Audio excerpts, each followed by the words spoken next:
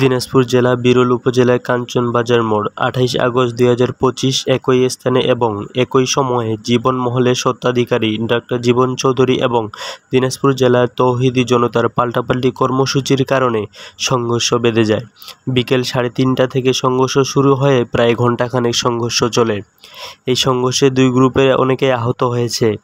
সংঘর্ষ চলাকালীন সময়ে জীবন চৌধুরীর দরবার শরীফ আগুনে পুড়ে ভস্মীভূত হয়। জীবনমহল বিভিন্ন অংশ ভাঙচুর করা হয়েছে।